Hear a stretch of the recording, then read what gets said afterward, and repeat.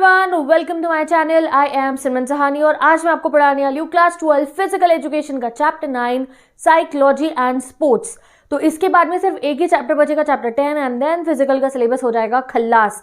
तो अगर तुमने अभी तक फिजिकल के सारे चैप्टर्स नहीं पढ़े तो go and check out the playlist मैंने डिस्क्रिप्शन बॉक्स में लगाई है, वहां से पूरी फिजिकल पढ़ सकते हो और इंग्लिश की भी प्लेलिस्ट गिवन है, अगर इंग्लिश पढ़नी है तो वो भी पढ़ सकते हो। ओके, तो आज हम चैप्टर 9 पढ़ेंगे। इस चैप्टर के नोट्स भी मैं प्रोवाइड कर दूंगी आपको अपनी इंस्टाग्राम आईडी पे, तो ना ही तुम्हें नोट्स की टेंशन लेनी है, तुम्हें सिर्फ और सिर्फ चैप्टर को अच्छे से समझना है जिससे एग्जाम में इसके आंसर्स को अच्छे से फॉर्म कर पाओ। ठीक है, तो चलो शुरू करते हैं। पढ़ना क्या है हमें, हम पढ़ेंगे साइकोलॉजी एंड स्पोर्ट्स का क्या कनेक्शन है सिंपल टू सिंपल इस चैप्टर के अंदर, और 5 टॉपिक बेसिकली हमें पढ़ने हैं। सबसे पहले हम जानेंगे पर्सनैलिटी क्या होती है, जो एक इंसान की पर्सनैलिटी होती है। जैसे तुम किसी को देखते हो कि यार ये तो बड़ा अच्छा दिख रहा है, कभी किसी के दिमाग पे किसी को जज करते हो, कभी किसी के बिहेवियर पे किसी को जज करते हो, तो टाइप्स ऑफ पर्सनैलिटीज पढ़ेंगे। मोटिवेशन का क्या रोल होता है हमारी लाइफ में, ये पढ़ेंगे। स्पोर्ट्स की फील्ड में मोटिवेशन का क्या रोल है, एक्सरसाइज करने का दिमाग पे क्या असर पड़ता है, ये सब पढ़ेंगे हम। तो कुछ ऐसे ही बेसिक से कॉन्सेप्ट्स हम पढ़ने वाले हैं, जहाँ पे कहीं ना कहीं आज हम इस चैप्टर में, अभी तक तो गाइज हम फिजिकल डेवलपमेंट पे ध्यान दे रहे थे कि यार आप ट्रेनिंग कर लो, आपकी स्ट्रेंथ बढ़ जाएगी, आपको स्पीड बढ़ानी है, आप ये वाली एक्सरसाइज कर लो, दिस दैट दिस दोस। आज हम पढ़ने वाले हैं कि हमारा जो दिमाग है ना, उसका स्पोर्ट्स फील्ड में हमारे एथलीट्स पे, उनका मेंटल का इनके जो मेंटल एबिलिटीज़ हैं उसका क्या असर होता है, that we will study in this chapter. क्योंकि आपको पता है बॉस कि भाई खाली दिमाग चल रहा होगा ना हमारा, तो ही हम जो है अच्छा परफॉर्म कर पाएंगे। चाहे हम कितने ही हेल्दी वेल्दी और स्ट्रेंथफुल हो जाए और दिमाग से डरे हुए हो तो कोई अच्छा एक्शन हम ले ही नहीं पाएंगे। तो ये इसलिए हम समझना है इस चैप्टर में। तो अगर एक सिंपल सा आपको पूछा जाए that why we are studying psychology in sports and something like that, तो आप इसमें लिख सकते हो that psychology plays a vital role in enhancing the performance of the players. Psychology बहुत अच्छा रोल प्ले करती है प्लेयर्स की भी परफॉर्मेंस को एनहांस करने से। ठीक है, बहुत सारे साइकोलॉजिकल फैक्टर होते हैं जो एक एथलीट की परफॉर्मेंस को डिटरमाइन करते हैं, जैसे कि वो सीखना कैसे चाहते हैं, उनका इंटरेस्ट क्या है, उनका एटीट्यूड क्या है, उनका मोटिवेशन क्या है, इमोशनल स्टेट क्या है। स्ट्रेस में होंगे तो अच्छा परफॉर्म नहीं करेंगे। तो दैट्स वाई हम आज पढ़ेंगे कि कैसे अपने मेंटल एबिलिटीज़ को, अपने दिमाग को सही तरीके से हम रखें, जिससे स्पोर्ट्स फील्ड पे हमारे लिए अच्छे हमारे एथलीट्स जो है ना वर्ल्ड कप लेकर आए और वो सारे बड़े बड़े मेडल्स लेकर आए हमारे लिए। ठीक है, चलो सबसे पहले इसमें हमें पढ़ना है पर्सनैलिटी, उसकी डेफिनेशन एंड इसके टाइप्स। तो भाई ये चैप्टर से तो मुझे बहुत ही ज़्यादा प्यार है, क्योंकि if you don't know that मेरे पास ना क्लास 12 में साइकोलॉजी थी और मेरे साइकोलॉजी में 100 आउट ऑफ 100 आए थे बोर्ड एग्जाम में, मुझे CBSE से सर्टिफिकेट मिला था। तो ये मेरा फेवरेट सब्जेक्ट है। तो चलो जल्दी से इस वाले चैप्टर को कंप्लीट करते हैं। तो सबसे पहले बात आती है, आपको एग्जाम में 2 नंबर की डेफिनेशन में पूछा जाएगा, बता दो जी पर्सनैलिटी क्या होती है। ठीक है, तो व्हाट इज पर्सनैलिटी, इसकी डेफिनेशन आपको लर्न करनी है। और वो तुम्हें कैसे लर्न करोगे, सबसे पहले मुझे कमेंट सेक्शन में एक डेफिनेशन लिख दो पर्सनालिटी की, कोई भी बना के अपने पास से, या मैंने जो बोर्ड पे लिखी है वो, या गूगल पे से सर्च करके। ठीक है, क्या होता है पर्सनैलिटी। देखो, जैसे आप किसी इंसान के सामने जा रहे हो, आप उसको देख रहे हो, तो जो ऐसा आपको वो दिख रहा है, जैसा आपके सामने वो खुद को प्रिटेंड कर रहा है, वो उसकी पर्सनैलिटी होती है। यानी कि जैसा हम लोगों के साथ व्यवहार करते हैं ना समाज के अंदर, वो हमारी पर्सनैलिटी होती है। तभी कहीं ना कहीं जो ये पर्सनैलिटी वर्ड है ना, ये एक ऐसे वर्ड से आया जो उसको हम हिंदी में कहते हैं मुखौटा। ठीक है, क्योंकि देखो हम अपनी रियल सेल्फ ना बहुत कम ही लोगों को दिखाते हैं। जैसा हम समाज में रह रहे होते हैं, कहीं ना कहीं अंदर से थोड़े से डिफरेंट हम होते हैं। ठीक है, या जो हमारे एटीट्यूड्स है लोगों के साथ रहने में, उसको हम पर्सनैलिटी कहते हैं। तो पर्सनैलिटी वर्ड 1 मार्कर में आएगा। कहाँ से आया पर्सनैलिटी, जो ये वर्ड है पर्सनैलिटी, ये एक लैटिन वर्ड से आया है, ये आ गया 1 मार्कर। ठीक है, जिसका मतलब होता है पर्सोना मीनिंग मास्क। अब पर्सोना का मतलब क्या होता है, मास्क यानी कि मुखौटा, कि जब हम बाहर जाते हैं ना तो लोगों के साथ जैसा डील कर रहे हैं, तो वो एक हमारा मुखौटा होता है और वो हमारी पर्सनैलिटी होती है। ठीक है, it refers to the unique characters, behaviours and individual uses to interact with the society और इन्वायरमेंट। तो अगर सिंपल ये डेफिनेशन भी लिख दोगे तो आपको फुल मार्क्स मिल जाएंगे। या फिर दूसरी डेफिनेशन ये लर्न कर सकते हो that what is personality, personality is the set of qualities. Personality हमारी क्वालिटीज है, हमारे करेक्टरिस्टिक्स हैं जो डिफाइन करते हैं who a person is and how they behave in different situation. ठीक है, अभी कोई जो इसकी मेंटल, देखो मेंटल एबिलिटीज किसी आदमी की बहुत अच्छी है तो वो टफ सिचुएशन में भी अच्छा रहेगा। ठीक है, कोई बहुत ज़्यादा इमोशनल पर्सनैलिटी वाला है तो वो थोड़ी सी भी सिचुएशन होगी तो वो डर जाएगा, सहम जाएगा, इमोशनल हो जाएगा। तो इसीलिए कहा जाता है जैसा आप सोसाइटी में इंटरेक्ट कर रहे हो वही चीज़ें मिलकर हमारी पर्सनैलिटी बनाती हैं। तो ये डेफिनेशन आप एक पर्सनैलिटी की लर्न कर सकते हो। पर्सनैलिटी की डेफिनेशन एग्जाम में जरूर आएगी। अब हमें जानना है वेरियस डायमेंशंस ऑफ पर्सनैलिटी, यानी कि पर्सनैलिटी के कितने डायमेंशंस होते हैं। तो सबसे पहला डायमेंशन होता है पर्सनैलिटी का गाइस फिजिकल डायमेंशन। जब भी हम किसी को पहली बार देखते हैं ना, कहते हैं ना डोंट जज a book by its cover, but नहीं, जब भी हम किसी को देखते हैं तो सबसे पहले जज करते ही है। And first impression is the last impression. तुम स्कूल में हो या तुम कॉलेज गए हो या तुम कहीं बाहर गए हो, you are a boy, you are a girl, और तुम्हारे सामने कोई बहुत ही डैशिंग सा पर्सनालिटी का आ जाए, भाई कोई बहुत ही डैशिंग सा लड़का आ जाए और तुम लड़की हो तो तुम देख रहे हो उसको, तो कहीं ना कहीं आप अट्रैक्ट होगे देख के कि यार कितना अच्छा दिख रहा है ये। और लड़की अगर कोई आ रही है बहुत ही सुंदर सी, बहुत ही सिंपल सी, बहुत ही प्यारी सी, तो कहीं ना कहीं आप उसकी पर्सनैलिटी देख के, जो उसकी फिजिकल पर्सनैलिटी है, बाहरी रूप देख के आपको लगेगा यार ये तो कितनी स्वीट सी है, ठीक है। अब सपोज करो तुमने उससे जाके बात करी और वो तो बहुत गुस्से वाली है, बहुत चिड़चिड़, तो आप हो गया अरे नहीं यार सुंदर तो बहुत है बट बिल्कुल भी बात करने का तरीका नहीं आता। कोई इंसान है जो दिखता इतना अच्छा है बट वो लोगों से अच्छा व्यवहार नहीं कर रहा, तो मतलब क्या हुआ कि वो हमने उसे उसके पहले फर्स्ट इंप्रेशन पे जज कर दिया था, ठीक है। तो सबसे पहले आता है physical dimension. Personality includes physical appearance, जैसे टॉल हाइट हो गया, वेल शेप्ड बॉडी हो गया, स्ट्रॉन्ग मसल हो गया, ये सब हमारे फिजिकल डायमेंशन में आते हैं। जिन लोगों के पास ये सब है तो वो उनकी गुड पर्सनैलिटी को कंट्रीब्यूट करता है। तभी the first impression often depends on physical and intellectual traits, ठीक है। तभी ज़्यादातर फिजिकल डायमेंशन पे हमारा जो है ना फर्स्ट इंप्रेशन पड़ता है। अब एक फर्स्ट इंप्रेशन इंटेलेक्चुअल ट्रेट्स पे भी पड़ता है, ऐसा नहीं है। तुम कभी क्लास में देख रहे हो या तुम किसी प्रोफेसर को देख रहे हो और तुम उनकी नॉलेज देख रहे हो कि यार इनमें कितनी समझ है, कितना एक्सपीरियंस है, तो कई बार चाहे वो दिखने में कैसे भी हो, हम उनकी इंटेलेक्चुअल ट्रेट्स से भी इम्प्रेस हो जाते हैं। तो इंटेलेक्चुअल ट्रेट भी कहीं ना कहीं इंप्रेशन बनाने का एक जरिया होता है। दूसरा डायमेंशन क्या होता है पर्सनालिटी का? Mental dimension. Good mental abilities and intellect are key to strong personality. अगर आपको अपनी पर्सनालिटी स्ट्रॉन्ग करनी है तो आप अपनी मेंटल एबिलिटीज़ को भी बहुत ज़्यादा स्ट्रॉन्ग करो। अगर किसी की ग्रेट फिजिक ना भी होना, यानी कि कोई दिखने में चाहे मैं कह रही हूँ अच्छा ना हो, ठीक है, चाहे वो फिजिकल डायमेंशन में उसको इतने नंबर ना मिले कि बहुत स्मार्ट नहीं है, बहुत डैशिंग नहीं है, बहुत हट्टा टगरा सा नहीं है, लड़की है तो मतलब बस नॉर्मल लुकिंग है, ठीक है, बट उनका दिमाग बहुत अच्छा है, दिमाग बहुत तेज है, बहुत एक्सपीरियंस है, तो वो वहाँ पे जीत जाएंगे, ठीक है। तो कभी कभी गुड मेंटल एबिलिटीज़, कभी नहीं ज़्यादातर गुड मेंटल एबिलिटीज और इंटेलेक्चुअल जो पावर होती है ना वो इसको बीट कर ही देता है, ठीक है जी। तो चलो अब अगला क्या डायमेंशन होता है हमारी पर्सनैलिटी का? Social dimension. इसमें क्या आता है? A good personality involves being sociable and having qualities like good character, manners, ethics, friendliness, cooperation and kindness. अब एक इंसान की पर्सनैलिटी हम गुड कब कहते हैं? जब उसकी सोशल डायमेंशन में ये सब चीज़ें हों, यानी कि जब वो बाहर चार लोगों में बैठा हो ना तो फ्रेंडली हो, कोऑपरेट करे, काइंड एटीट्यूड रखे सबके साथ, यानी बदतमीज़, कोई मदद करने को कह रहा है तो चल हट मैं तेरी मदद नहीं करूँगा, ठीक है, और बहुत ही ज़्यादा सेल्फिश होना, तो it's not a good social dimension, ठीक है। तो तीसरा पर्सनैलिटी आपके किस पे डिपेंड करती है? आपके सोशल डायमेंशन पे। एंड फोर्थ आता है emotional dimension. Emotional dimension is very important for our personality. आपकी पर्सनैलिटी कैसे रहेगी वो आपकी इमोशनल डायमेंशन पे जो है या इमोशनल स्टेबिलिटी पे डिपेंड करता है। हमारे अंदर कौन कौन से इमोशंस होते हैं? जैसे फियर हो गया, एंगर हो गया, हैप्पीनेस हो गई, ये सब हमारे डिफरेंट डिफरेंट इमोशंस होते हैं। फॉर इंस्टेंस एक एग्जाम्पल भी है, athletes lacking emotional control may not have a strong personality even if they excel physically, mentally and socially.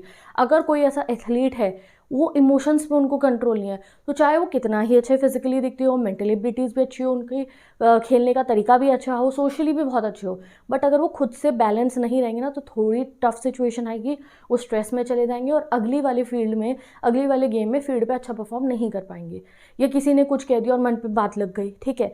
तो ये चार चीज़ें हैं जो हमें अपनी पर्सनैलिटी में ध्यान रखनी है। फिजिकल डायमेंशन पे हम इतना ज़्यादा हमारा वो नहीं हो सकता, इट्स गॉड गिफ्टेड, ठीक है, बट जो हमारे बाकी डायमेंशंस है, यस हम जिम जाके फिट हो सकते हैं, ये सब कर सकते हैं, बट मेंटल, सोशल और इमोशनल तो पूरा हमारे हाथ में होता है अपनी पर्सनैलिटी को जो है एक तरीके से नर्चर करने के लिए, ठीक है।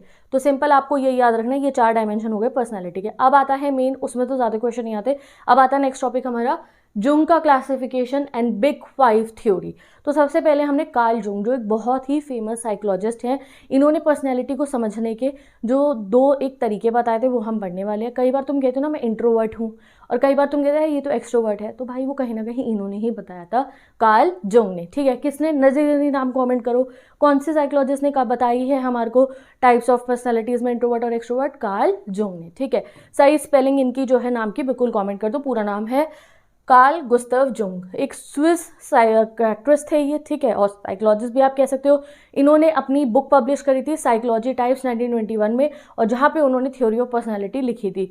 तो बुक की पब्लिशिंग डेट भी याद कर लो, अगर पेपर मुश्किल आया तो ये MCQ में आ सकता है। अब इन्होंने क्या बताया कि दुनिया के अंदर 2 टाइप के लोग होते हैं, एक होते हैं इंट्रोवर्ट्स और एक होते हैं एक्सट्रोवर्ट्स। शॉर्ट फॉर्म में भी मैं आपको बता सकती हूँ, बट अभी हम लॉन्ग में पढ़ेंगे क्योंकि ये क्वेश्चन लॉन्ग में आता है। बताओ जुंग के हिसाब से उन्होंने कैसे लोगों को बताया था। तो कार्ल जुंग ने कहा था एक होते हैं इंट्रोवर्ट और एक होते हैं एक्सट्रोवर्ट। बट धीरे धीरे जब जमाना आगे बढ़ने लग गया तो कुछ लोगों ने कहा कि नहीं यार, सिर्फ 2 टाइप के लोग नहीं होते, इतने एक्सट्रीम में नहीं हम जा सकते, इंट्रोवर्ट और एक्सट्रोवर्ट है, कुछ लोग इन दोनों का मिक्सचर भी होते हैं और उनका नाम रखा हमने एम्बीवर्ट्स। तो अब हम इन तीनों को ही पढ़ने वाले हैं। तो सबसे पहले आते हैं इंट्रोवर्ट। इंट्रोवर्ट क्या होते हैं? अपने आप कमेंट सेक्शन स्टार्ट करो और मुझे इंट्रोवर्ट के बारे में बताना शुरू करो। ये यहाँ से पढ़ो और अपनी लैंग्वेज में बना के कमेंट करो। तो इंट्रोवर्ट्स कौन होते हैं? Introverts focus more on their own thoughts. वो अपनी थॉट्स पे ज़्यादा फोकस करते हैं, अपनी फीलिंग्स पे रादर देन आउटर वर्ल्ड। ठीक है, तो उनको आउटर वर्ल्ड से ज़्यादा खुद को समझने में ज़्यादा अच्छा लगता है।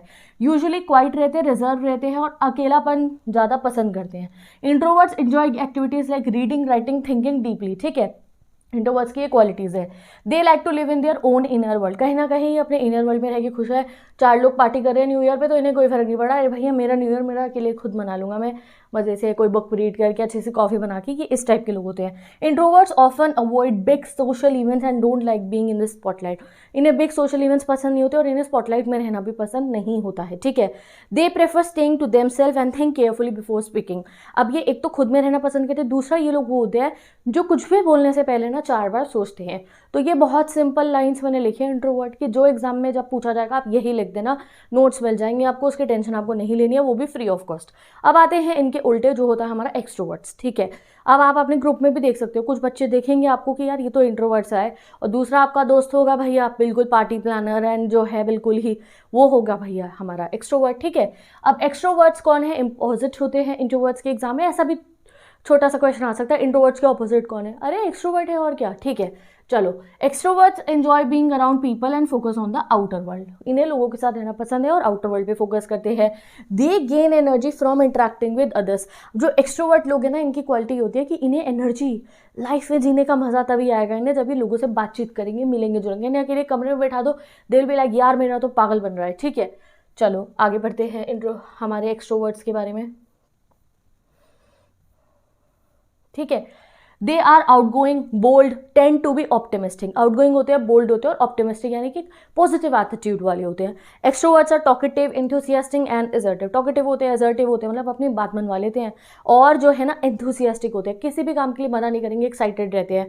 They feel happiest in large groups like parties और पब्लिक इवेंट। इन्हें पार्टियों में रहना, पब्लिक इवेंट में रहना पसंद होता है। ठीक है, extroverts work well in teams and enjoy collaboration activities. इन्हें टीम वर्क करना पसंद होता है, और वहीं इंट्रोवर्ट को टीम वर्क पसंद नहीं होता, उन्हें अकेले काम करना पसंद होता है। और ये ऐसी एक्टिविटीज़ जहाँ टीम वर्क करना हो उसमें काफ़ी मज़े आते हैं इनको। ठीक है, अब तुम बताओ तुम इंट्रोवर्ट हो या एक्सट्रोवर्ट हो? जल्दी से कमेंट सेक्शन में करते हैं। दोनों में से कोई भी नहीं हो तो चलो तीसरे भाई से मिलते हैं, शायद तुम वो हो। ठीक है, अब जो है अगर हम बात करें एम्बीवर्ट्स की, ambiverts are mix of both introvert and extrovert.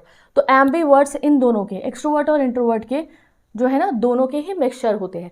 अब Jung didn't use the term but the idea was later supported by other psychologist. तो कार्ल जुंग ने इस वर्ड को कभी नहीं बताया था एम्बीवर्ट्स होते हैं सबने, वो इसको सपोर्ट नहीं करते थे, नहीं 2 ही होते हैं। बट धीरे धीरे बाकी साइकोलॉजिस्ट ने कहा कि ऐसा एक्सट्रीम में हम नहीं जा सकते, कुछ होते हैं इंट्रोवर्ट और कुछ होते हैं एक्सट्रोवर्ट, और कुछ इसका मिक्सचर भी होते हैं, और उन्हें कहलाया गया एम्बीवर्ट्स। तो ambiverts can switch between enjoying solitude and being social depending on the situation. तो एम्बीवर्ट्स की क्वालिटी क्या है? ये स्विच कर सकते हैं। एक समय ऐसा होगा जब इन्हें अकेले रहना पसंद है, और एक समय ऐसा होगा जब इन्हें कैसे पसंद है, जब इन्हें ये पसंद है कि हाँ भाई ठीक है, हमें अब जो है बाहर जाना है, घूमना फिरना है, लोगों से मिलना है। ठीक है, एम्बीवर्ट्स कैन स्विच बिटवीन, जी आपने पढ़ लिया, they possess strengths from both personality types. तो इनके दोनों ही पर्सनैलिटी से अच्छी अच्छी चीज़ें इनके पास होती है। Ambiverts fall somewhere in the middle of the introvert and extrovert spectrum. ये इन दोनों के बीच में आते हैं। अब इनकी कुछ क्वालिटीज़ मैंने यहाँ रेड से लिख दी हैं जो आप याद रखो। They can enjoy quite a evening reading a book and also enjoy lively party. दोनों काम कर सकते हैं ये। Ambiverts might feel energise after socialising but also need time alone to recharge. अब इन्हें पार्टी करने के बाद अच्छा भी लगेगा, बट हाँ रिचार्ज होने के लिए अलोन टाइम भी इन्हें चाहिए। They can work independently, independent काम भी कर सकते हैं जब ज़रूरत हो, और टीम वर्क में भी काम कर सकते हैं जब ज़रूरत हो। तो आई थिंक सो सबसे ज़्यादा कॉमन है ये एम्बीवर्ट्स की आने वाले हैं, क्योंकि आज के ज़माने के जो हम लोग हैं ना, हमें कभी कभी आउट टाइम भी चाहिए होता है और कभी कभी अपना टाइम भी चाहिए होता है। तो ये आज आजकल तो मुझे लगता है ज़्यादातर लोग एम्बीवर्ट ही हैं, बाकी कमेंट सेक्शन पढ़ के हमें पता चल जाएगा। तो अब ये वाली हमारी थ्योरी कंप्लीट हो गई। कार्ल जूंग की सिंपल से introvert, extrovert, ambivert. Carl Jung कौन है, उनका नाम क्या है, उन्होंने कब बुक पब्लिश करी थी, बस ये लर्न करना है आपको, ठीक है। अब आते हैं हम अपने सेकंड टॉपिक पे, ये है बिग 5 पर्सनैलिटी ट्रेट्स, ठीक है। अब ये एक दूसरी थ्योरी है पर्सनैलिटी की जो हमें पढ़नी है। इसका जो है ना एक शॉर्ट फॉर्म है जो आपको मैं लर्न कराऊंगी, उसे हम कहते हैं ओशियन। इस वाली थ्योरी को जो है डेवलप करा था पॉल कोस्टा ने और रॉबर्ट मैक्रे ने, ठीक है। और इनकी जो ये थ्योरी है वो पर्सनैलिटी को समझने में बहुत ज़्यादा हेल्प करती है। अब इन्होंने पर्सनैलिटी पूरी नहीं बताई है कि ये इंट्रोवर्ट हो गया, एक्सट्रोवर्ट हो गया, इन्होंने 5 ट्रेट्स बताए हैं। जैसे अगर आप कहो आपकी क्लास में अगर स्टूडेंट्स का देखें तो एक इंटेलिजेंट कहोगे आप, एक आप कहोगे अच्छा लर्नर है, एक कहोगे न्यूमेरिकल सब्जेक्ट में अच्छा है, एक का कहोगे आप ये स्पोर्ट्स में बहुत अच्छा है, एक का कहोगे आप ये डांस में बहुत अच्छा है। तो आप ट्रेट्स बता रहे हो बच्चों के अलग अलग कि इसमें ये क्वालिटी बता रहे हो आप। बट यहाँ पे हम पर्सनैलिटी के ट्रेट्स पढ़ने वाले हैं। कुछ लोगों में एक चीज़ अच्छी है, कुछ चीज़ों में दूसरी चीज़ है, किसी में तीसरी चीज़ है, इस टाइप से, ठीक है। तो कौन से वो 5 ट्रेट्स है जो हमें लर्न करने हैं, तो वो 5 ट्रेट्स हमें याद रखने हैं। ये सबसे पहला आता है ओपननेस, ओपननेस। दूसरा है कॉन्शियसनेस, तीसरा है एक्स्ट्रावर्जन, फोर्थ है एग्रीएबलनेस एंड हमारा लास्ट वन है न्यूरोटिसिज्म, ठीक है। तो ये 5 पर्सनालिटी ट्रेट्स है। अब किसी में कोई चीज़ ज़्यादा होगी, कोई चीज़ कम होगी और उसके बेसिस पे उनकी पर्सनालिटी बन जाती है। इसको शॉर्ट फॉर्म में हम लर्न करते हैं एज ओशियन, OCEAN, ओशियन, ठीक है। तो एग्जाम में ओशियन पूछा जाए तो आपको ये लिख देना है। तो अब ओपननेस मतलब क्या होता है, यानी कि अगर कोई ओपननेस मतलब क्या है कि अगर कोई इंसान ओपन है तो मतलब वो क्यूरियस रहेगा, एक्साइटेड रहेगा, क्रिएटिव होगा और नए नए एक्सपीरियंसेस को गैदर करने में काफ़ी खुश रहेगा। कॉन्शियसनेस, कॉन्शियसनेस मतलब एक इंसान कॉन्शियस रह रहा है, मतलब बहुत फोकस्ड है अपनी लाइफ में, ऑर्गेनाइज रहेगा। ये नहीं कि स्टडी रूम है तो बिखरा पड़ा है पूरा का पूरा, यहाँ पेंसिल इरेजर, यहाँ सारी किताबें ऐसी पड़ी हुई, नहीं। जो इंसान कॉन्शियस ज़्यादा होगा, गोल ओरिएंटेड होगा, फोकस्ड होगा, तो वो सब कुछ बिल्कुल ही तरीके से ना संभाल के रखेगा, रिस्पॉन्सिबल होगा। ये नहीं कि कल परसों टेस्ट है तो आज तक पढ़ाई नहीं करी है, नहीं, एक हफ्ते पहले से तैयारी हो रखी होगी। एंड गोल ओरिएंटेड होंगे, उन्हें पता है उन्हें अपनी लाइफ में आगे क्या करना है। जिन लोगों में कॉन्शियसनेस वाला ट्रेट ज़्यादा होता है, अब किसी में ये कम चला गया तो क्या होगा, वो निहायती ऐसे ही होंगे कि भरा पूरा कमरा फैल रहा पड़ा है, टेस्ट के लिए एक रात पहले उठ के पढ़ाई कर रहे हैं और लेजेंड्स कमेंट कर रहे हैं यूट्यूब के कमेंट सेक्शन के अंदर, ठीक है। और फिर जो है गोल का अरे सर्च लेंगे जो होगा, बढ़िया लाइफ है जियो, इस टाइप के लोग होंगे फिर वो, जिसमें ये चीज़ कम होगी। जिसमें ये चीज़ ज़्यादा होगी वो भी आप डिफाइन कर सकते हो और कम होगी वो भी। एक्स्ट्रावर्जन वही एक्सट्रोवर्ट वाले हो गए, ठीक है। अग्रीएबलनेस मतलब हो गया हाँ जी करना, ठीक है। अग्रीएबलनेस कि कौन इंसान कितना ज़्यादा दूसरों के साथ अग्री करता है। जैसे जिन लोगों का अग्रीएबलनेस वाला ट्रेड ज़्यादा होगा वो एक अच्छा दोस्त बनेंगे, अपने दोस्तों की केयर करेंगे, काइंड रहेंगे, कोऑपरेटिव रहेंगे। जिनमें ये कम हो गया वो बदतमीज खड़ूस होंगे ऑब्वियसली, ठीक है। न्यूरोटिसिज्म मतलब होता है वही ये होते हैं खतरनाक मूडी लोग। वो देखा है ना तुम्हें, जैसे वो शनशान कई बार गुस्सा हो जाता है मिक्सी से तो वो कोने में जाके बैठ जाता है और हरे से और पर्पल से कलर की एक अजीब सा शेड आ जाता है उसके ऊपर, मतलब उस समय नेगेटिव इमोशन से भरा होता है। तो अगर किसी में न्यूरोटिसिज्म हो गया ज़्यादा तो गाइस वो नेगेटिव वे में चला जाएगा, क्योंकि उसे एंजाइटी होगी, उसे फियर होगा, उसे डर लगेगा। और किसी में ये चीज़ कम होगी तो वो खुश रहेगा, बिल्कुल पॉजिटिव सा रहेगा। तो चलो इनको अब हम डिटेल में स्टडी करते हैं। मैंने शॉर्ट में भी बता दिया जिससे तुम इसे लर्न कर पाओ। सबसे पहला आता है हमारा ओपननेस, इसको आप कह सकते हो हमारा पहला ओशियन का ओ। अब openness shows how curious and creative person है। अब जो लोग ओपननेस जिनमें ज़्यादा होगी, पीपल हाई इन openness enjoy trying new ideas, imaginative होते हैं और नई नई चीज़ों को एक्सप्लोर करते हैं। दोज लो इन ओपननेस, जिनमें ओपननेस कम होगी, दे आर मोर रिजिड, काफ़ी ना मतलब ऐसे होंगे अपने में रहने वाले खड़ूस टाइप के। Prefer sticking to familiar routines, रोज़ का काम भैया मेरा तो यही है, मैं अपना रूटीन चेंज नहीं करूँगा। In sports open minded athletes like learning new skill and trying new strategy. अगर हम स्पोर्ट्स की बात करें भाई, फिजिकल एजुकेशन पढ़े हैं तो जो एथलीट्स ओपन माइंडेड होते हैं वो नई नई टेक्निक सीखने में खुश होते हैं। जैसे आप ये देखो, ये लड़का है ऑफिस के अंदर, भाई इसे अकेले बैठ के काम करने से ज़्यादा मतलब नहीं है दूसरों से और अपना बैठे, और ये देखो ये इंटरेक्ट कर रहे हैं आपस में, तो ये ओपननेस वाले लोग हो गए। अब आता है हमारा सेकेंड इसमें ओशियन का सी, कॉन्शियसनेस, ऑर्गेनाइज होंगे या फिर इजी गोइंग होंगे, ठीक है। तो consciousness measures how responsible and organised person is.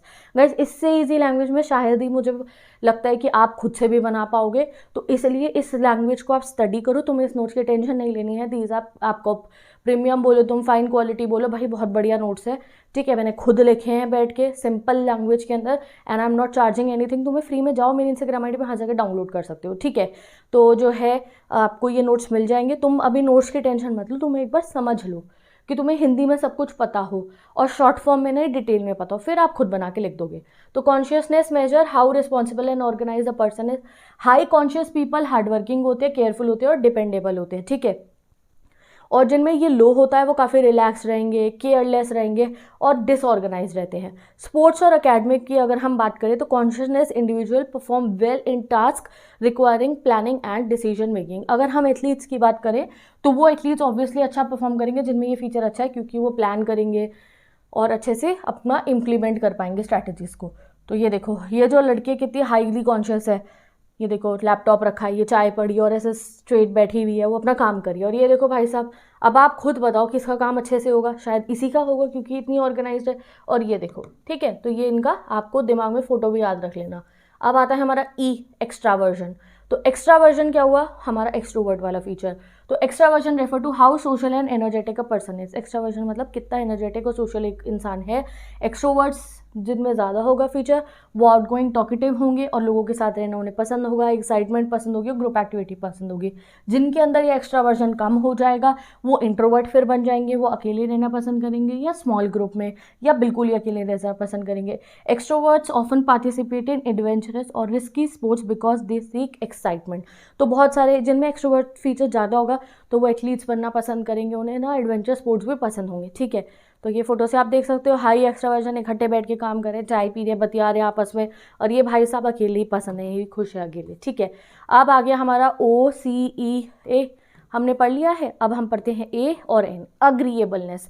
वो जैसे मम्मियों में बहुत होता है गाइस ये फीचर, अग्रीएबलनेस, किसी को मना नहीं करना, किसी को कुछ नहीं कहना, सबकी जो है हाँ में हाँ मिलाना, काइंड एटीट्यूड रखना, ठीक है। तो agreeableness show how kind and cooperative a person is. तो अग्रीएबल पीपल आर फ्रेंडली होंगे, ट्रस्टिंग होंगे, अच्छे नेचर के होंगे। पीपल लो इन अग्रीएबल, जब इसमें किसी इंसान में ये वाला ट्रेट कम हो गया तो वो अनफ्रेंडली, रूड और अनकोऑपरेटिव होंगे।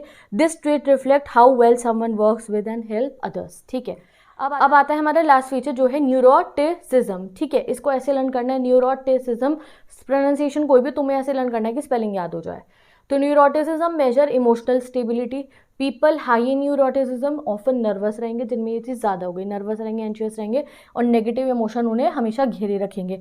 जिनके अंदर ये कम होगा वो काम रहेंगे, कंपोज रहेंगे और इमोशनली स्टेबल रहेंगे। तो हाई न्यूरोटिसिज्म अगर किसी प्लेयर में है तो उसकी स्पोर्ट्स परफॉर्मेंस पे इफेक्ट करेगा, बट अगर वो रेगुलर एक्सरसाइज करेंगे तो ये इमोशन कंट्रोल होंगे। तभी कहते हैं कि अगर हम एक्सरसाइज करेंगे तो हमें स्ट्रेस नहीं होगा, हम खेलेंगे, कूदेंगे और पार्क में जाके वॉक करेंगे तो हमारा दिमाग सही रहेगा और उसमें ये गंदे इमोशन, एंशियस, फियर, एंजाइटी, ये सब नहीं आएंगे। ओके, तो आई होप अब आपको ओशियन समझ में आ गया होगा। अब हम आते हैं अपने नेक्स्ट टॉपिक पे जो हो गया हमारा मोटिवेशन। तो यू नो दैट मोटिवेशन कितना इंपॉर्टेंट रोल प्ले करता है हमारी लाइफ के अंदर, हमारे गोल्स को अचीव करने में। तो वही हम आज अब पढ़ने वाले हैं। तो यहाँ पे देखो गाइज, मैंने आपका प्रीवियस ईयर क्वेश्चन पेपर का एक वो लगाया है, उसमें से पढ़ते हैं हम। देखो हमें मार्किंग स्कीम में बताया मोटिवेशन कैसे पढ़ना है। तो मोटिवेशन की सिंपल सी एक आपको डेफिनेशन लर्न करनी है। तो इन तीनों में से कोई भी एक आप मुझे कमेंट कर दो डिस्क्रिप्शन बॉक्स के। तो मेरे को तो सेकंड वाली सबसे अच्छी लगती है। Motivation is a process of inspiring guiding the organism to move in a particular direction, ठीक है। मुझे तो ये वाली सबसे ज़्यादा पसंद है। थर्ड वाली भी पढ़ लेते हैं। Motivation is the process of arousing action, sustaining the activity in progress and regulating the pattern of activity. आप कोई भी लर्न कर सकते हो। अब मोटिवेशन हमारी दो टाइप की होती है, एक होता है इंट्रिंसिक मोटिवेशन, एक होता है एक्सट्रिंसिक मोटिवेशन, ठीक है। अब इंट्रिंसिक मतलब इन मतलब हो गया इनसाइड, तो इंट्रिंसिक मोटिवेशन बंदे के दिल से आती है और एक्सट्रिंसिक मोटिवेशन बाहरी फैक्टर्स पे डिटरमाइन करती है, ठीक है। तो इंट्रिंसिक मोटिवेशन मतलब क्या हुआ, driven force to pursue an action for fun, joy और एनी अदर इनर सेटिस्फैक्शन। जब आप कोई काम कर रहे हो अपने मन से कि यार मुझे ये काम को करने में मज़ा आ रहा है, I just love doing this, ठीक है। तुम्हें कोई ऐसा सब्जेक्ट है तुम्हारे मन से पसंद है, वो जैसे मैंने कहा मुझे साइकोलॉजी पसंद है, I love history, I love political science, I love economics. तो जब मैं वो पढ़ी हूँ तो मुझे बिल्कुल बर्डन फील नहीं होता। कुछ है, कुछ बच्चे होंगे जिन्हें कुछ सब्जेक्ट से डर लगता है तो यार अच्छा नहीं लगेगा, डर लगेगा उसे पढ़ते हुए। तो इसीलिए उनको पढ़ने के लिए एक्सट्रिंसिक मोटिवेशन, आपको नहीं यार 100 आउट ऑफ 100 लानी है, कॉलेज चाहिए, उसके लिए नंबर चाहिए, तो इसमें भी अच्छे से करना पड़ेगा। बट जो खुद से पसंद होता है उसमें आप अपने आप ही धीरे धीरे वो इजीली हो जाता है, ठीक है। तो यही चीज़ स्पोर्ट्स की फील्ड में भी होती है, जिनके अंदर खुद से होता है कि भाई हाँ हमें एक अच्छा एथलीट बनना है, हमें स्पोर्ट्स पर्सन बनना है, तो वो और जो है उनका अच्छा इफेक्ट लगता है। और जो देख के बाहरी दुनिया को नो मुझे जो है मुझे भी ऐसा बनना है, एक्सट्रिंसिक मोटिवेशन भी काम करती है। तो दोनों ही मोटिवेशन रहते हैं हमारे लाइफ में। तो intrinsic driving force to pursue an action for fun, joy और any other is inner satisfaction. ठीक है, अब पहला एक रीड करेंगे फिर अगले को। इंटरनल फैक्टर्स इस पर डिपेंड करता है, जॉय इंजॉयमेंट पे। ठीक है, ये वाला जो मोटिवेशन होता है ये हमें लॉन्ग टर्म बेनिफिट देता है। ठीक है, अब अगर हम बात करें एक्सट्रिंसिक मोटिवेशन की, तो ड्रिवन फोर्स की इसमें क्या होती है हमारी, रिवॉर्ड, ट्रॉफी, मनी, प्रमोशन और प्रेस। आप क्या है एक्सट्रिंसिक मोटिवेशन, आपको बाहरी चीज़ों को आप अपना मोटिवेशन का जरिए बना रहे हो कि यार मैंने ये काम कर लिया तो मुझे रिवॉर्ड मिलेगा, मैंने पढ़ाई कर ली 99% आएंगे, टॉपर बन जाऊंगा, फिर कल को करियर अच्छा हो जाएगा, ट्रॉफी मिल रही है अगर कोई स्पोर्ट्स फील्ड में देख रहा है, प्रमोशंस हो जाएंगे हमारे, प्रेज मिलेगी, ये सब। ठीक है, एक्सटर्नल फैक्टर्स पर डिपेंड करता है लाइक रिवॉर्ड, प्रमोशन और प्रेस। ठीक है, associating success with future benefits, awards and promotion. इसका जो ड्रिवन फोर्स क्या है, क्या तरीका है खुद को मोटिवेट करने का इसमें। ठीक है, हेल्पफुल टू इनिशिएट और create a drive towards a desired behaviour when internal factors are missing. अब ये बहुत जरूरी है, अगर आपको खुद से मन से मोटिवेशन नहीं आ रहा है, आपको समझ में नहीं आ रहा है, तो एक्सटेंसिव मोटिवेशन हमारी बहुत हेल्प करती है। ओके, अब मोटिवेशन की डेफिनेशन जो हमें लर्न करनी है वो देखते हैं। तो the term motivation is derive from Latin word जिसका मतलब है मूवेयर, और यही एमसीक्यू में आता है गाइस। मूवेयर मतलब होता है टू मूव, मूव करना। It is combination of thought, feelings और condition that cause one to act. Motivation क्या है, हमारी थॉट्स, हमारी फीलिंग और हमारे एक्शन जो हमें मतलब कि एक तरीके से मोटिवेट कर रहा है, हमें जो है ड्राइव कर रहा है किसी काम को करने के लिए।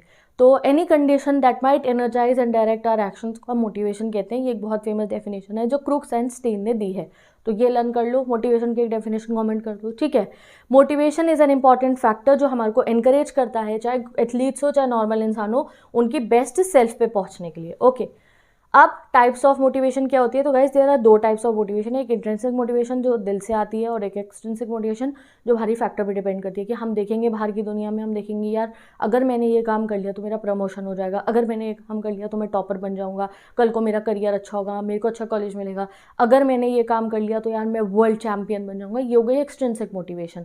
और इंट्रिंसिक मतलब मन से कि नहीं भैया मेरे को तो बनना है वर्ल्ड चैंपियन, खुद के मन से, पहले दिन से जब से पैदा हुए हैं, जब से इस फील्ड में गए तो मन में है।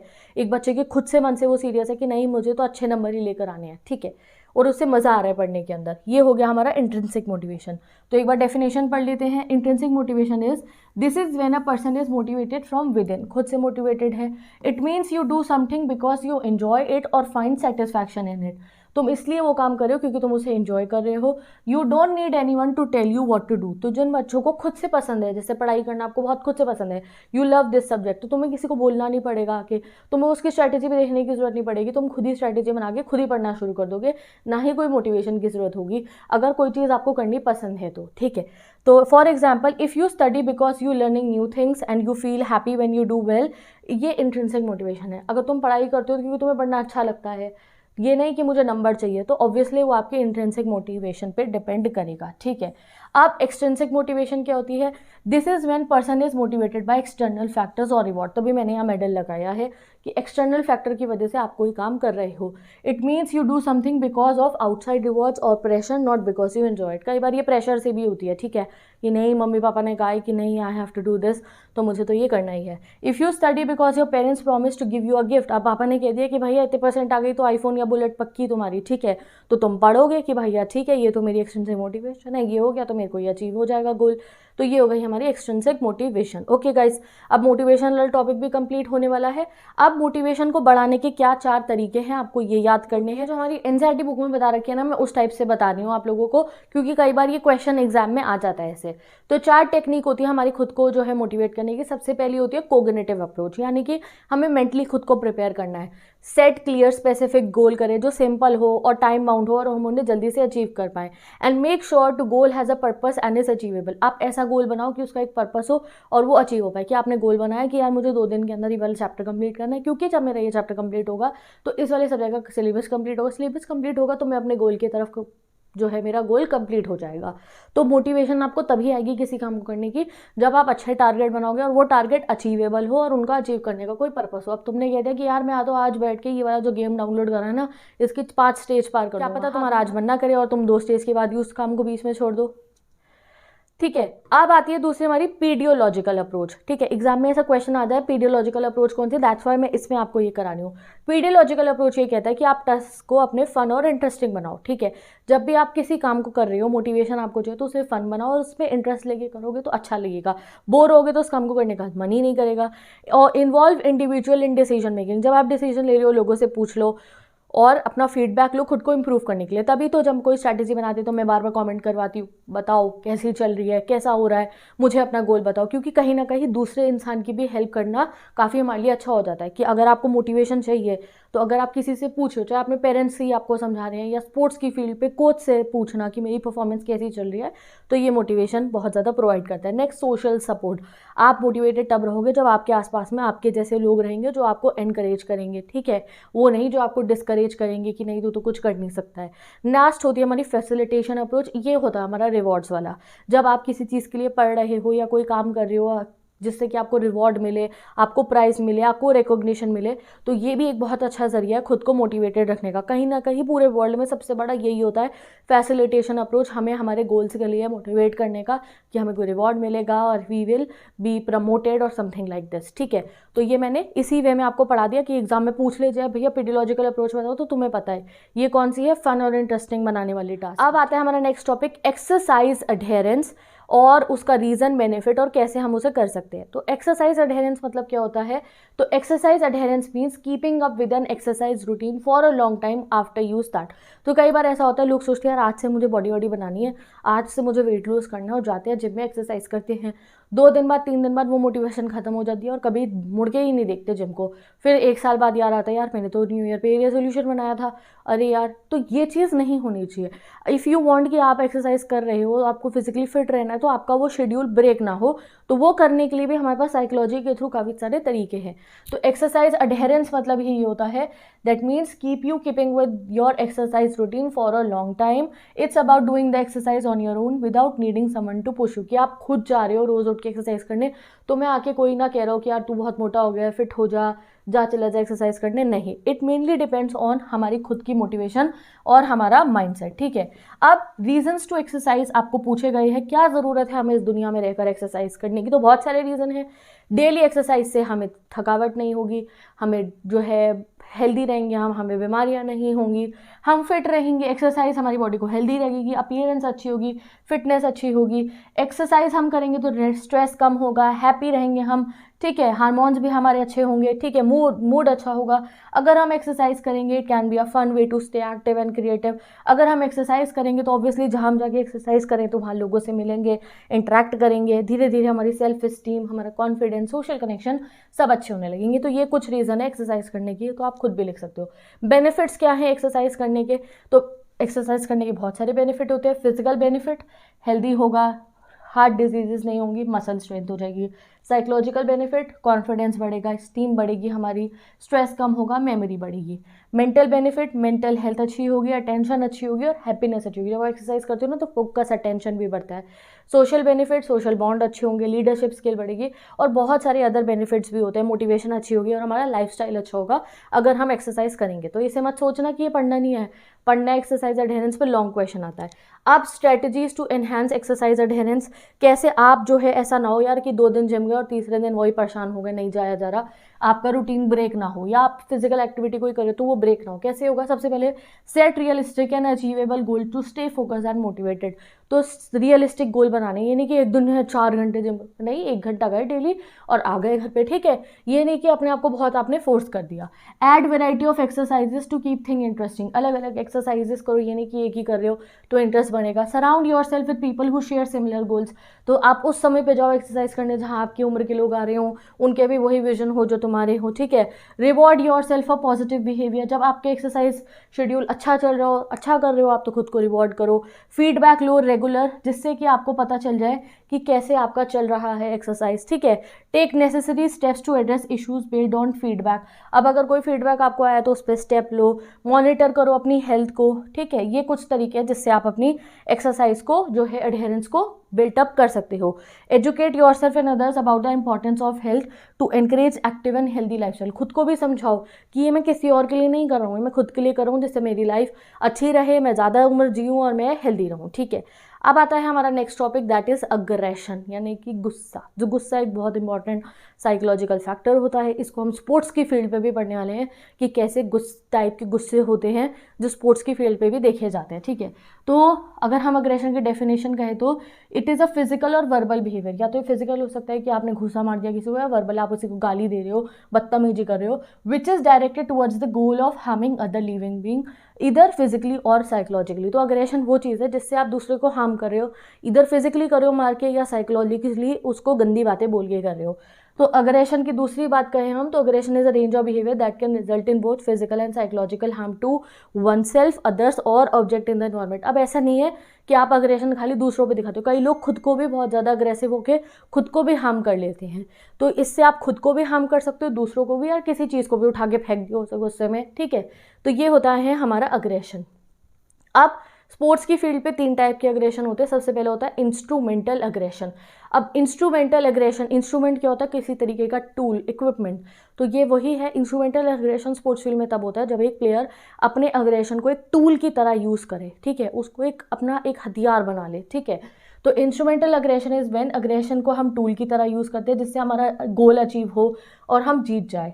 The purpose of this aggression harm नहीं होता है ओपोनेंट को करना, बट अपने गोल को अचीव करना। ये एक अच्छा अग्रेशन है। स्पोर्ट्स की फील्ड पे बहुत सारे एथलीट इंस्ट्रूमेंटल अग्रेशन रखते हैं, यानी कि खुद को मोटिवेटेड रखना, अपने आप को थोड़ा सा अपने अग्रेशन जो आपके मन के अंदर है उसको अपना एक स्ट्रेंथ बना लेना जिससे कि आप अच्छा परफॉर्म करो, ठीक है। ये हुआ हमारा इंस्ट्रूमेंटल। इसमें ये नहीं कि सामने वाले प्लेयर को मारना है, उसे धक्का मारना है, उसको ऐसे टक्कर मार देनी है, चोट पहुंचानी है, नहीं, अपने अंदर गुस्सा लेकर आना है जिससे कि आप जीत पाओ। Football player move ahead and snatches the ball from the opponent with great aggression to score a goal, not to harm opponent. Football में देखा जाता है ये चीज़, ठीक है। ये वाला अग्रेशन रेसलिंग में और कबड्डी में, बॉक्सिंग में देखा जाता है कि आप अग्रेसिवली अटैक करो, बट ऐसा नहीं कि उसको चोट लग जाए। अपने इमोशंस को आप कंट्रोल करके अपने एग्रेशन को एक टूल बना के आप इसको यूज़ करो। तो इंस्ट्रूमेंटल एग्रेशन समझ में आ गया। जैसे तुम्हें कभी गुस्सा आ रहा हो, पढ़े नहीं पूरा दिन, 3-4 दिन, तो 4th डे तुमने खुद को डांटा और खुद गुस्से लाए और फिर पढ़ने बैठ गए और वही 4 चैप्टर कंप्लीट कर देगी, हो गया इंस्ट्रूमेंटल एग्रेशन। अब आता है एजर्टिव बिहेवियर इन स्पोर्ट। तो assertive behaviour can also be called aggression. ये बिहेवियर है, एग्रेशन नहीं है, बट इसे एग्रेशन कह देते हैं। असर्टिव मतलब होता है अपना दबदबा दिखाना, अपने आप को बहुत बड़ा बड़ा दिखाना कि हाँ भाई तू कुछ नहीं है मेरे आगे, इस टाइप से। When a player uses it to improve sports performance, तो हम इसको अग्रेशन की कैटेगरी में ही देखते हैं। These are forceful behaviour not intended to injure the opponent and are within the rules of the games. तो ये जो है ऐसा बिहेवियर होता है जो गेम के रूल्स के अंदर ही होता है। इसका भी जरिया ये नहीं होता है कि सामने वाले ओपोनेंट को या दूसरे प्लेयर को आपको नुकसान पहुंचाते हैं, नहीं, आपको अपना आपको ज़्यादा ऊपर दिखाना है, आप अपना दबदबा दिखा रहे हो, खुद को एजर्ट कर रहे हो कि नहीं मैं तेरे से ज़्यादा अच्छा प्लेयर हूँ, आज का मैच तो यार हम ही जीतेंगे, तुम नहीं जीतने वाले हो। कई बार स्पोर्ट्स फील्ड में ऐसा होता है कि 2 टीम है तो एक टीम ऐसे दिखाएगी अरे हम जीतेंगे हम जीतेंगे, ये नहीं जीतेंगे, क्यों, खुद को एजर्टिव कर रहे हैं। फिर कहीं ना कहीं दूसरी वाली टीम के मन में तो आ ही जाएगी यार, हाँ यार ये तो बहुत तगड़े लग रहे हैं, आज ये जीत जाएंगे, उनकी मोटिवेशन कम हुई, उनकी परफॉर्मेंस बेकार होगी और वो हार जाएंगे। तो ये एक तरीका होता है स्पोर्ट्स फील्ड में एसर्टिव बिहेवियर रखना, जिससे आप सामने वाली टीम को या प्लेयर को बिना मारे बिना उसे हरा सकते हो। The intention is to establish dominance rather than to harm the opponent. तो इसमें डोमिनेंस क्रिएट करते हैं, हार्म नहीं। रग्बी प्लेयर एग्रेशन का यूज़ करते हैं अपने ओपोनेंट को टैकल करने के लिए, कुछ बातें यूज़ कर ली जाती हैं इसमें। ये हो गया हमारा एजर्टिव बिहेवियर। अब लास्ट आता है होस्टाइल अग्रेशन। ये उठाई बॉल और इतनी जोर की फेंक के मारी कि वो जो हमारा बैटर है उसका तो यहाँ से जबड़ा ही हिल गया। ये हो गया भैया हमारा होस्टाइल अग्रेशन। या हॉकी स्टिक है तो जोर की जान के पैर में मार दी, फुटबॉल है तो उसको ऐसे फुटबॉल में पैर मार दिया उसको कि वो जोर की गिर जाए, ये हो गया होस्टाइल अग्रेशन। इसका एक ही पर्पस होता है सामने वाले को हार्म करने का। तो this type of aggression purpose is to cause physical और साइकोलॉजिकल हार्म, ठीक है। ये अग्रेशन जो है इसका यही एजेंडा है कि भाई सामने वाले को चोट पहुंच जाए। The main aim is to injure the opponent in order to be able to win, कि हम जीत जाए, जिससे कि ये इंजर हो जाएगा तो हम तो जीत ही जाएंगे, ठीक है। In this type of aggression the person is biased and this is cause due to hopelessness. अब ये होता क्यों है, ये तभी होता है जब प्लेयर को अपने ऊपर विश्वास ना हो, वो होपलेस हो या वो बायस्ड हो, उसे कोई एक इंसान पसंद हो, तो भी ऐसा हो सकता है। कबड्डी में कई बार हो जाता है ये, ठीक है, और हॉकी में कई बार हो सकता है, फुटबॉल में हो सकता है, बहुत सारे स्पोर्ट्स में ऐसा हो सकता है होस्टाइल अग्रेशन। अब गाइस हमारा ये वाला टॉपिक भी कंप्लीट हो गया है अग्रेशन। अब हम लास्ट टॉपिक पे आ गए हैं, साइकोलॉजिकल एट्रीब्यूट्स इन स्पोर्ट्स। अब हम यहाँ नॉर्मल लाइफ की बात नहीं करेंगे, सिर्फ कुछ साइकोलॉजिकल एट्रीब्यूट पढ़ेंगे और उनका स्पोर्ट्स पे क्या असर पड़ता है। सबसे पहला है सेल्फ एस्टीम, यानी कि आप खुद को क्या समझते हो अपने मन से, ये हो गया हमारा self esteem. Self esteem is how we see our own worth. In sports के अंदर अगर हम बात करें, स्पोर्ट्स में अगर हम बात करें, तो अगर किसी में सेल्फ एस्टीम ज़्यादा है तो उसका कॉन्फिडेंस अच्छा होगा और वो बाउंस बैक फेलियर होने के बाद भी अच्छा कर पाएगा, नए चैलेंज ले पाएगा। तो एथलीट्स जिनकी हाई सेल्फ एस्टीम होती है वो अच्छे से परफॉर्म करेंगे फील्ड पे, या अगर 2 दिन नहीं भी करा, 2 मैच हार भी गए, तो थर्ड मैच में वापस से फॉर्म में आ जाएंगे, क्योंकि उनकी सेल्फ एस्टीम अच्छी है, उन्होंने खुद को डिमोटिवेट होने नहीं दिया। तो सेल्फ एस्टीम के क्या फ़ायदे होते हैं? कंट्रोल नेगेटिव थॉट्स, हमारा कॉन्फिडेंस बूस्ट करता है, इमोशनल और एंजाइटी को कंट्रोल करता है, स्किल एक्विजिशन में हेल्प करेगा, और सेल्फ एस्टीम अच्छा डिसीजन लेने में भी हेल्प करता है। तो सेल्फ एस्टीम अगर किसी एथलीट की अच्छी है तो वो एक अच्छा परफॉर्मर रहेगा। ठीक है जी। Why it matters? क्योंकि हेल्दी सेल्फ एस्टीम किसी भी एथलीट को जो है ना कंपटीशन में कॉन्फिडेंट रखेगी, क्रिटिसिज्म है तो उसे एक्सेप्ट करने देगी और मेंटली स्ट्रांग रखेगी। अब ये ना लॉन्ग में आता है, तो ये पूरी चीज़ लिखना क्या है वो, फॉर एग्जाम्पल, एंड जो है इसके बेनिफिट क्या है, तभी मैं इनको लॉन्ग में करा रही हूँ। दूसरा आता है मेंटल इमेजरी, अपने दिमाग में चीज़ को इमेजिन करना। तो ये क्या है भाई? ये बहुत अच्छा टूल होता है फॉर एथलीट। इसका मतलब है कि एथलीट ने एक सोचा, अपने दिमाग में इमेजिन करा कि यार मेरी कल रेस है, और जैसे ही वो जो है ना बंदूक चलती है और मैं भाग के गया और मैं जो है फर्स्ट नंबर पे आ गया, वो रिबन को सबसे पहले मैंने जाके पार करा, और फिर मैं वहाँ खड़ा हूँ पेडेस्टल पे और मुझे ट्रॉफी मिल रही है, और उन्होंने ये चीज़ अपने दिमाग में रखी, कल मैं जीत गया। अब इसका कहीं ना कहीं रियल लाइफ में बहुत इफेक्ट पड़ेगा। अगर उन्होंने ऐसी अच्छी चीज़ इमेजिन करी है तो कल वो कॉन्फिडेंट होकर जाएंगे अपनी स्पोर्ट्स फील्ड में और जीत भी सकते हैं। तो for athletes it means visualizing how they will perform in a specific event और task. This can help them participate new routine, stay motivated and reduce negative thought and focus better. जैसे कि sprinter ने imagine कर लिया कि भाई मैं तो जीतूंगा ही जीतूंगा। अब इसका बेनिफिट क्या है? इससे उनका विजन अच्छा हो जाएगा, वो जो है गोल अच्छे से सेट कर पाएंगे, मोटिवेटेड रहेंगे ट्रेनिंग करते समय कि यार जीतना ही है, जीतने की तैयारी कर रहे हैं। कंपटीशन का स्ट्रेस नहीं रहेगा, डर नहीं लगेगा बिल्कुल भी, अगर अच्छी किसी स्पोर्ट्स पर्सन की मेंटल इमेजरी है ना। होता है सेल्फ टॉक, खुद से बात करना। अब ये सेल्फ टॉक दोनों तरीके की हो सकती है। अगर कोई खुद से नेगेटिव सेल्फ टॉक करेगा, यार तो कुछ नहीं कर सकता, तेरे कुछ बस का नहीं है, तो लाइफ में नेगेटिव आउटकम ही दिखेंगे। और अगर कोई पॉजिटिव करेगा, आई कैन डू इट, यार क्या है, जीतूंगा ही जीतूंगा मैं, तो वो अच्छा रहेगा। तो self talk is the way we talk to our self in our mind, जैसे हम खुद से बात करते हैं अपने दिमाग के अंदर। तो पॉजिटिव सेल्फ टॉक एक एथलीट को मोटिवेट करेगा, कॉन्फिडेंस लाएगा, वाइल नेगेटिव सेल्फ टॉक करेंगे वो तो उन्हें डाउट होगा कि यार मेरे तो कल नहीं जीत पाऊंगा मैं। तो पॉजिटिव सेल्फ टॉक से कॉन्फिडेंस बढ़ेगा, स्ट्रेस रिड्यूस होगा, और नेगेटिव से सब कुछ गलत ही होगा। कई बार इंस्ट्रक्शनल सेल्फ टॉक भी करते हैं जितने भी प्लेयर्स होते हैं, जैसे कि वो खुद को क्या कह रहे हैं, swing your arm, breathe, tension मत लो, आप ब्रीथ करने के बाद इस तरीके से शूट करो, अच्छा ये बास्केट आने वाली है, इसके बाद ऐसे बॉल करना है।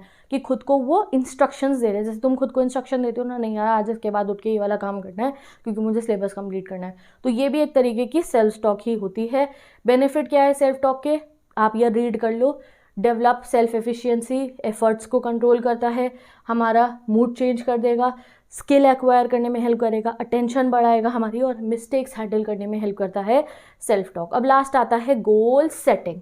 गोल सेटिंग एक ऐसी मेंटल टेक्निक है जो इंक्रीज करती है इंडिविजुअल का commitment towards achieving a specific standard. अगर आपने कोई चीज गोल अचीव करना है और अगर आप उस गोल को सेट कर लोगे तो आपको बहुत हेल्प होगी उससे जल्दी अचीव करने में। तो why it matters? Setting goal gives athlete direction, boost motivation and help them to measure their success। ठीक है। तो लास्ट में आता है हमारा गोल सेटिंग, कि भाई आपने एक प्लेयर बैठा हो, उसने गोल सेट करा कि भाई मुझे ऐसी ट्रेनिंग लेनी है क्योंकि अभी जो मेरा ये टूर्नामेंट आ रहा है मुझे उसमें जो है मेडल लेकर आना है। तो उसके लिए वो बैठे, उन्होंने चार्ट बनाया, अपनी प्लानिंग करी और अपना डाइट प्लान लिखा, और उसके बाद में उन्होंने उस गोल के लिए काम करना शुरू कर दिया। वहीं पे पता है हाँ भाई उस दिन पे मैच है, इन्होंने कोई गोल सेटिंग नहीं करी, तो वो जो ट्रेनिंग पीरियड रहेगा वो रहेगा, उस पर वो इतने फोकस मोटिवेटेड शायद ना रहे। अगर गोल सेटिंग करी होगी तो वो अच्छा डायरेक्शन में जाएगा, कॉन्फिडेंस से रहेंगे और स्ट्रेस नहीं होगा, और जो तब परफॉर्मेंस चल रही है उसको मेजर भी कर पाएंगे, कोई गलती हुई है तो उससे जो है सही कर पाएंगे। तो गोल सेटिंग भी बहुत ज़्यादा हेल्प करता है। गोल सेटिंग की ये भी सिंपल सी डेफिनेशन, ये भी आप लिख देना। विद दिस गाइस हमारा ये पूरा चैप्टर कंप्लीट होता है साइकोलॉजी एंड स्पोर्ट्स। तो मैं थोड़ा डिटेल में पढ़ाती हूँ, चाहे तो मैं इसे 20-25 मिनट में भी खत्म कर सकती थी, बट नहीं, मुझे ये चाहिए कि आपका फिजिकल के पेपर वाले दिन तुम ब्लैंक ना बैठे हो। तो आज 15 मिनट की वीडियो एक्स्ट्रा देख लो जिससे एक एक चीज़ क्लियरली समझ में आ जाए। तो मैं चलती हूँ, bye, take care, best of luck. Notes आके एक्सेस कर सकते हो मेरी इंस्टाग्राम आईडी से, and I will meet you in the next video.